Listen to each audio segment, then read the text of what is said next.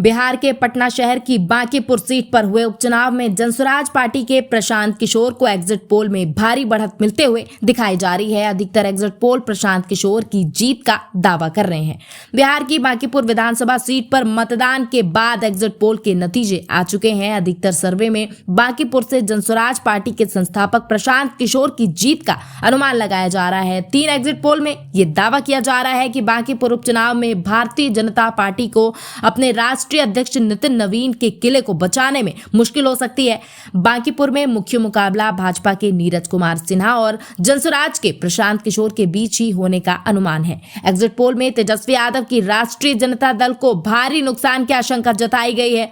RJD candidate Rekha Gupta की करारी हार का दावा किया गया है। पॉलिटिकल रिसर्च एजेंसी जनमत पोल्स ने गुरुवार देर शाम जारी एग्जिट पोल के नतीजे जारी कर दिए हैं और इसमें प्रशांत किशोर की बड़ी जीत की संभावना जताई गई है। एजेंसी के अनुसार जनसुराज पार्टी को बांकीपुर उपचुनाव में 49 से 52% वोट मिलने का अनुमान है।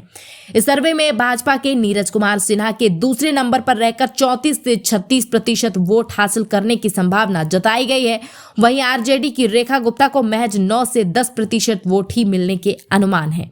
3-4% वोट निर्दलीय और अन्य उम्मीदवारों के खाते में जा सकते हैं। डीवे रिसर्च नाम की एजेंसी के एग्जिट पोल में भी बांकीपुर उपचुनाव में प्रशांत किशोर की जीत का ही अनुमान लगाया गया है। प्रशांत किशोर की जनसुराज पार्टी को 43%, जबकि भाजपा के नीरज कुमार सिन्हा को उनसे 4% कम यानी 39% वोट मिलने का अनुमान है। इस एग्जिट पोल में भी आरजेडी की रेखा गुप्ता को तीसरे नंबर पर रखा गया है। उन्हें 15% वोट मिलने की संभावना जताई जा रही है।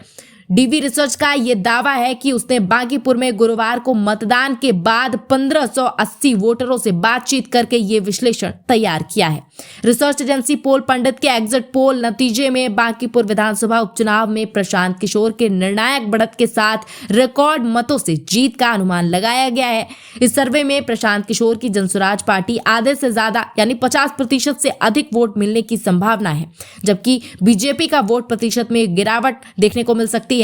बीजेपी के नीरज कुमार सिन्हा को 38 से 42% के बीच वोट मिल सकते हैं। आरजेडी को बांकीपुर में भारी नुकसान की संभावना बताई जा रही है।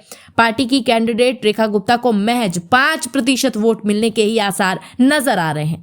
भाजपा के राष्ट्रीय अध्यक्ष नितिन नवीन के इस्तीफे से खाली हुई बिहार की बांकीपुर सीट पर उपचुनाव के लिए गुरुवार यानी 30 जुलाई को मतदान हुआ। जनसुराज के प्रशांत किशोर, भाजपा की नीरज सिन्हा और आरजेडी की रेखा गुप्ता समेत कुल 25 उम्मीदवार मैदान में उतरे हैं। बांकीपुर में गुरुवार को 34% वोटिंग हुई, जो पिछले विधानसभा चुनाव से लगभग 5% कम है। 3 अगस्त को मतगणना के बाद बांकीपुर सीट का रिजल्ट जारी कर दिया जाएगा।